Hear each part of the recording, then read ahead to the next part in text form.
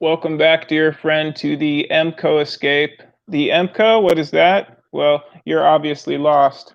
But if you're here for the good time, the EMPCOE is going to be when there's a lot of electricity in the air, some have said. So we're trying to avoid it. I'm here with my man IB. Let's call him a plasma survivalist. What's up? And if yeah, what's up, brother? And if those words mean anything to you, obviously, you'll enjoy his conversation. Here we are with the hydro helpers.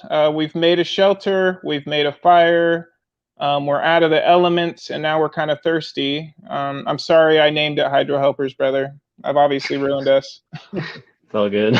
And we're not going to be as interesting as our avatar, or I'm sorry, our thumbnail would suggest. But I'm wasting time. We're going to talk some bad water and some good water if you're on the move.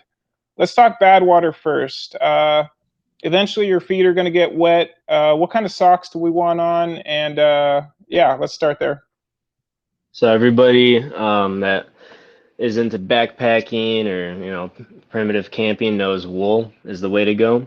Wool is like the only clothing, merino wool and wool that wicks away water, keeps you warm while it's wet, and dries fast. It's actually cheap, and if you get merino wool, which is like 99% wool, it's not itchy and it's super warm.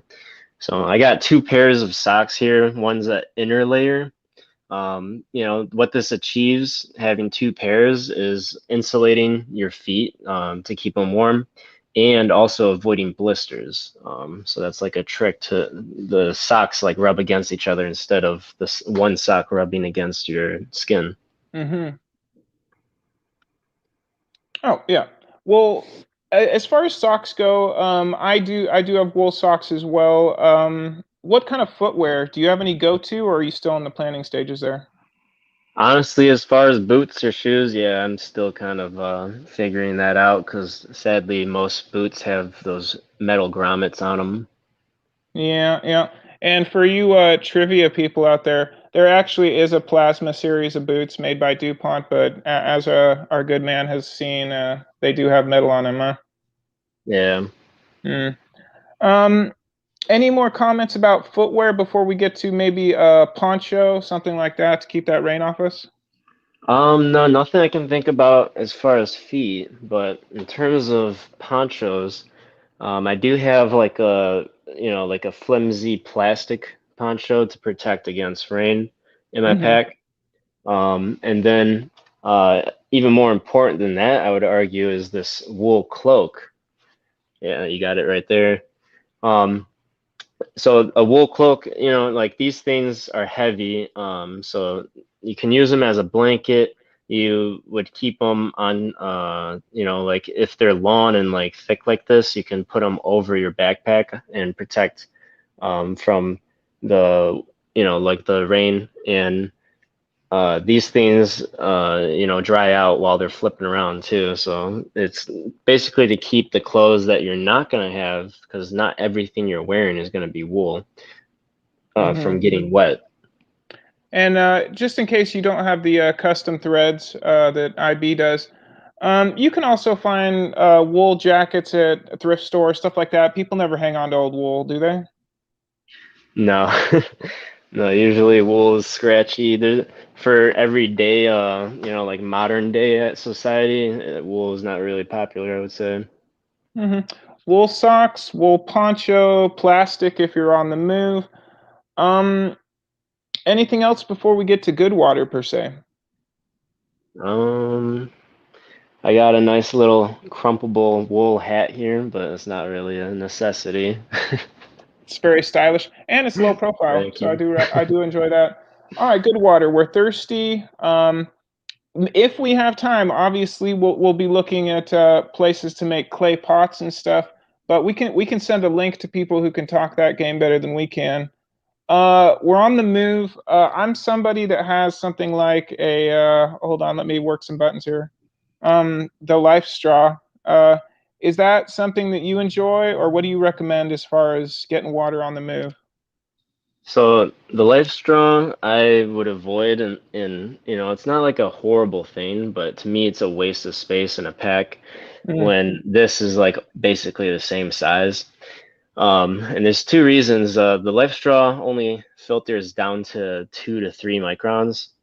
These two filters, the Versa Flow and the Sawyer, are pretty famous, especially amongst ultra light backpacking. Um, these filter down to the smallest, just 1 micron, and they filter way more, like thousands of gallons compared to Life Straw. And then another big thing about it on why you don't want to do a Life Straw is because you're basically going directly from the source. This you can filter multiple times or filter into something else. And then, like inside of this water bottle, there's a filter in here. So you could filter it through this, and then this is what catches it. And then you're also filtering it while drinking it, basically. mm-hmm. And, boiling, depending on where you're getting the water from, you usually want to boil too, and not just drink right out of a Life Straw. Well, let me ask you about your choice of water container. I just saw some basic plastic water bottles. I've lived and died with this by my side. What do you prefer? Like, what's your ideal water transportation? So the ideal for me is water skin, because the only two things better than plastic is metal and glass, but both of those are heavy. This is stuff that's only going to be sitting on my RV. Mm-hmm. I'm not going to be lugging it around, say if I'm wandering uh, to make a camp or something. But um, like these are light. They last a long time. They come with little straps on them. I got these off Etsy, actually, and they don't have any metal on them. So. Let's say that you're not savvy enough to pick up a water skin. It does get a little exciting, and your bottle melts, something like that. What's the best way you can make a quick water transportation device? Are we talking leaves or a skin? How do you treat that skin? Where does it begin? Oh boy, so tanning skin to the point where it's hardened is a big process. I've Perhaps I bit looked off more than I into can it. chew. Yeah, that is a huge process, but that would be one way. But good luck doing that, especially if you haven't seen anything on it yet. Um, and then like what I'm going to be doing is making clay pots, to kind of just uh, get water, and then one of the pots you can knock a hole in the bottom, and then filter or put sand, rocks, gravel, like smallest to biggest, and act as a filter. And then others will be for boiling. But one of the best things to do is called water distilling, and you basically get the bowl with the water you're going to turn into fresh water, um, boiling at one spot, have like a whole clay Mm, structure to where the boiling vapors keep it and make it go down this tube that into will the be our next. second link. We'll put a Oh link yeah. to somebody doing some distilling, as well as making some clay pots. So we got you covered there. We're getting down to the last of it. I do see a couple other water filters down there. Is there a go-to selection for yourself? Something that you think works best? Yeah, basically the Versa Flow. It's my favorite. Like it's got good reviews. It's cheaper than the Sawyer and does basically the same exact thing.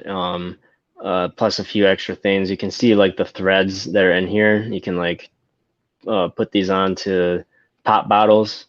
Um, and it's a pretty simple process. There's two ways you can get water and like squeeze the bag through the filter. Um, and then it goes into the container, or you can gravity feed it, like hang this on a tree, and it'd be hanging down. This would go into the tube, which would then go into or directly to this, and then the tube would go into a container. Good luck to everybody listening to find some nice running water on your travels. You have mentioned a couple skill sets on this one. Perhaps in our next video, we should check out some New World books that you might have in that pack. Is that a good move? Oh yeah, books are going to be very important. Nice. All right, brother. As always, thank you for your time. Thank you for being a hydro helper. No problem.